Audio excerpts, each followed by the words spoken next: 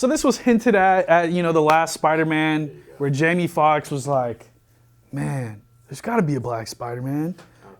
Yeah, and we saw Into the Spider-Verse, Miles Morales, he will have a live action version, and we know this because not only are they hinting at it in the recent movie, but they keep, like, Miles Morales is in video games that have sequels. He's in his own movie. They hinted at it in the first Spider-Man movie, actually. Exactly. Yeah, so the first MCU one. There's a lot of evidence that we're going to get a black Spider-Man. And eventually, obviously, because the multiverse, it makes so much sense. Just like we saw in the last movie, all three of the Spider-Men. I honestly don't even think they need to do multiverse thing, because his uncle is already in Spider-Man 1. He's a gang member that Spider-Man like webs to his car and is stuck there for hours. Yeah. But I think it was another thing that's very telling that he doesn't need to be from a different universe is the fact that Sony is developing all these annoying like characters that weren't made for solo stuff, like Venom, Morbius, Madam Web, because you don't like that shit, apparently. Yeah, those people are honestly they're all side characters. Yeah, they're not supposed to be mains. That's what we saw in the original Spider-Man, where hey, he was just the antagonist in this movie, right, and he was dealt with, right, to an extent.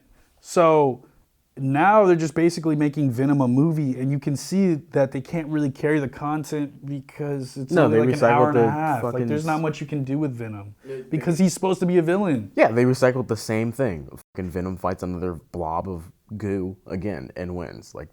Exactly. There's no real point. Like, Venom should really only be there.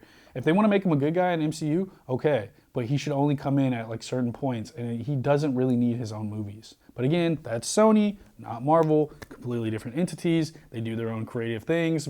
Sony wants to milk the money out of Venom and Morbius and all these things, so obviously they're going to try and do stuff with them.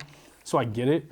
But I'm really interested to see Sony's version of the live action of Miles Morales because the video game makes you want to get a PlayStation. Oh, yeah.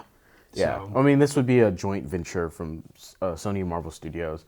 And he would probably I wouldn't be surprised if he ends up showing up like towards the end of Spider-Man 4 or like is just there in Spider-Man 4 and isn't really doing that much. Like, for sure wouldn't have powers. Yeah. Unless it was like a post-credit scene or something like that.